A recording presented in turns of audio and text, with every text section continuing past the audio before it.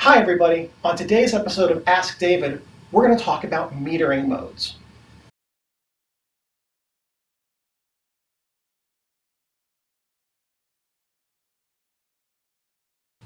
Hey David, how do different metering modes? My camera has 3 on it: matrix, center weighted, and spot. What does that even mean?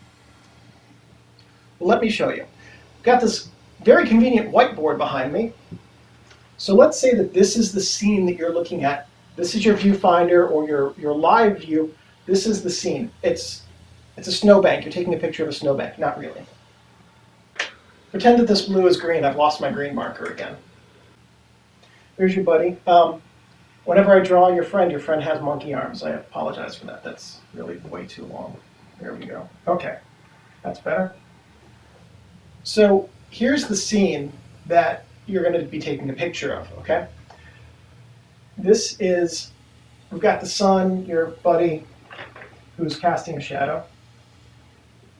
Here, okay. That's not wind, that's a shadow. A tree, and then some shadow, and then blue sky behind, right? If you use matrix metering mode, everything in this scene, including the bright sun up here, is going to contribute to the meter reading.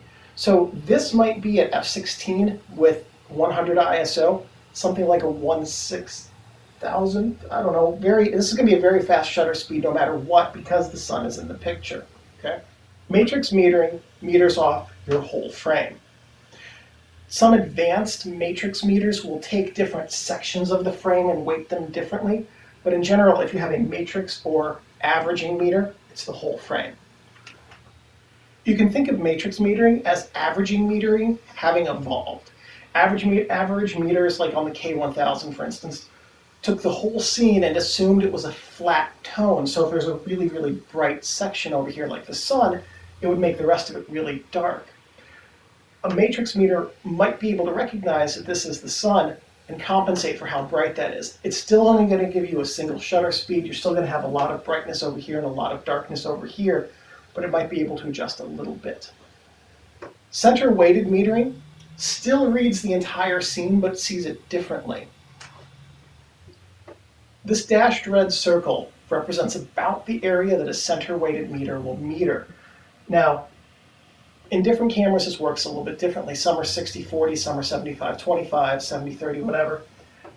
The high number at the front means that this area inside the circle provides 60% of the metering data in a 60/40 split. The area outside of it provides the balance. So in a center-weighted meter shot like this, what's going to happen is the sun's going to contribute less to the exposure data. So this area in here is going to be more properly exposed, and the rest of it, especially over here where the sun is going to be super blown out. So with center-weighted metering, the central area is the most important part for your meter reading. So I drew a red circle here in the center of your frame. That represents the area that is metered in spot metering. 100% of the metering data in spot metering comes from this central circle. Your spot meter might say something like 2% or 3%. That's not the percentage of metering data that comes from that spot. That's the size of the spot and how much of the frame that spot takes up. 2% of the frame or 3% of the frame. Still providing 100% of the metering data when the meter reading is taken. That's spot metering. So, great. Now we know the function of it. Let's talk about some different uses for these different metering modes. So this part of the answer applies only to cameras with which you can adjust the shutter, the metering mode rather, so that you can have a different metering setting. So if you switch it to matrix metering, that's a good general use setting for most shooting situations. If you have even lighting, let's say you're taking a picture of your kids' summer play and they're up on stage and the stage lights are pointing at them, that's a great time to use matrix metering because you're going to be filling the frame with the stage. Or you're at a sporting event and your kid's running track and field, bright sun outside, even lighting. Matrix metering is another good use for that situation. So matrix metering is good for even lighting situations. Let's go back to center weighted for a minute. Center weighted has this central area where the majority of the image metering data is being recorded. So let's say that you want to centrally compose your subject. If you put your subject, let's say you're taking a picture of your wife or fiance or whatever, if you put them in the center of the image, the majority of the imaging information is going to be taken off of the meter reading that is their face. So let's say you've got a very dark background here, you're inside a concert hall or the foyer of a movie theater, something like that, and it's a dark background. You'll get a properly exposed face with a dark background, and that could be a very nice result. Likewise, let's say you're sitting in the shade and there's a sunny scene behind you, you'll get a properly exposed face with a very blown out white background, but again, you'll have a properly exposed face and probably a very nice result because of it. So center weighted metering is good for more than just portraits. It's good for when you have a subject in the foreground that you want to have be properly exposed, will provide the majority of the exposure data. Center weighted is also a good general use meter setting.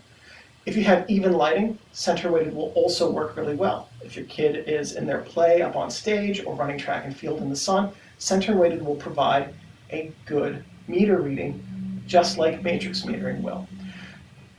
So if you're using matrix or center weighted, you're generally going to find that in the majority of situations, you're going to have a reasonably competent exposure. Spot metering is a little bit more specialized, and that's when things get more complex. So here's your central spot. 100% of your meter data is going to come out of this spot. There are a lot of different ways to use this creatively. Spot metering in many ways is the most powerful tool your light meter can give you, because it affords the photographer the opportunity to tell the camera what to do, when, and how. So if you can master how to use spot metering, you're going to be able to increase your rate of well-metered images in which you are deciding what the image should look like. So here's a couple of ways to use this. Because we know 100% of the meter data is coming from a small area, we can take very precise meter readings. Oh, you're out walking around the street, you're doing some street photography, and you're going to walk 5 blocks up, and you know that it's always going to be a consistent lighting, so you can use manual exposure. Take a meter reading off the pavement, which is about a medium gray, about the same tone that your light meter expects the world to see. Set your shutter speed, aperture manually. Don't worry about changing it. There you go. You can use spot metering to get a very precise meter reading off a part of a scene or in an area outside the scene, and use that to determine your proper exposure. Let's say that you're taking a portrait photo. You can put your subject here in front of a black background or a white background, but you're in trouble because 100% of your metering is going to be off of that background. So if you put them in front of a white background, your background is going to turn out gray because your meter expects that you're looking at a gray scene, and your subject's either going to turn out, if they're kind of a light tone person, maybe properly exposed. If they have dark skin tone, they're going to turn out very, very dark. And if they're pale, like maybe they're from Scandinavia, I don't know, they're just going to disappear. So with spot metering, you have to understand how your meter works. But with spot metering in this situation, you have the ability to get a properly exposed person.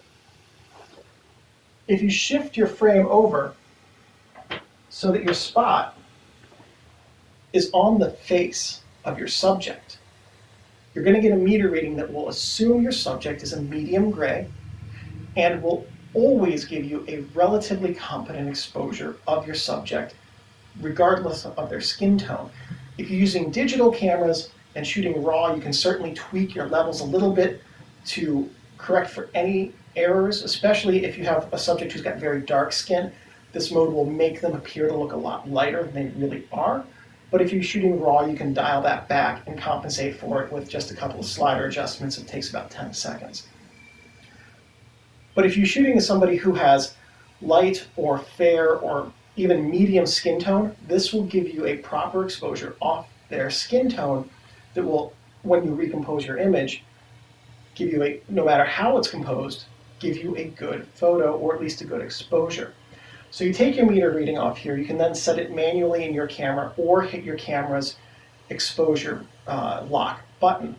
If you set it manually, you can take as many pictures as you want, and with the same lighting, same positioning, different positioning, same lighting, however you want to do it, and still have the same exposure. So, matter of personal preference, but manual exposure with this is really useful.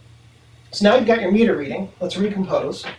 You're going to take your subject and put them back up over here again. Here's your central spot. So if you've locked your shutter speed in place or you've used a manual setting, your metering will still be accurate to your subject's face as long as you haven't moved them into a different position or adjusted lighting any. Then you can have this be a scene of the Eiffel Tower way in the background. That's the Eiffel Tower. You gotta kind of trust me on that. You get it. If you're in a studio setting, you can use any kind of backdrop in here, black, blue, textured, whatever, and still have an accurate exposure based on the subject's face. Spot metering, used properly, is the most powerful metering mode on your camera, and it's worth really learning how to use it well.